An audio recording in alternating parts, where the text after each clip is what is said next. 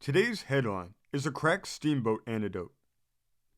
It says, the propensity of many people in the West and Southwest to bring into circulation words of recent local coinage, most of them of not the most graceful texture, is on the increase and ought to be checked.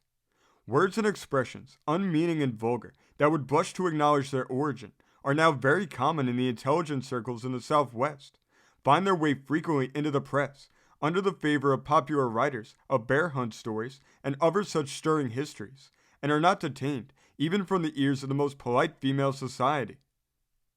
We have heard of one or two instances where this new manufacture of language has been visited by a tariff that amounted almost to prohibition, and we trust that the manufacturing may be abolished altogether, as if there is any conceivable thing of which we already have an abundance in this country, it is words.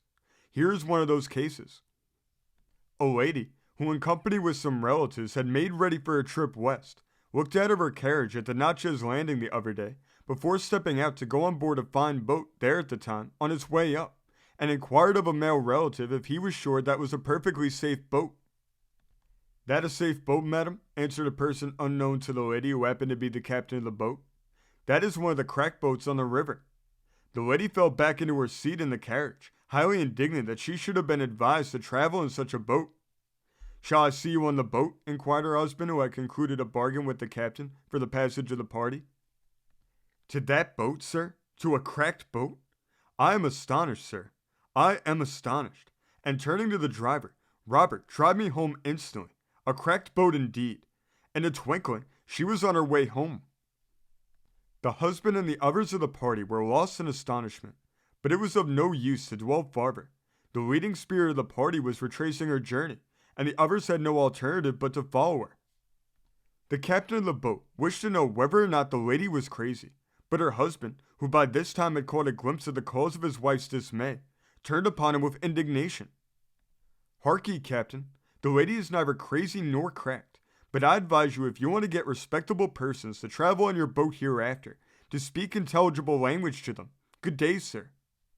The captain felt sore in losing a profitable party of passengers. He made for his boat to prepare forthwith to start. As he put his foot on deck, he heard one of his hands telling another to crack ahead. The captain started at the expression, involuntarily kicked the man down, and before he had fairly recovered from his reverie, stammered out as the man stared at him, "If you use that word on my boat again, sir, I'll crack and whack you. Ring the bell, sir. We're off." This story came from the great state of Indiana, being reported in the Indiana Journal of September 23rd, 1846. Thank you for joining us today. If you want to continue to uncover all of America's lost and forgotten history, then remember before you leave to hit the subscribe button, hit the notification bell, and remember to like and comment below. And we will see you next time on Americana Archives.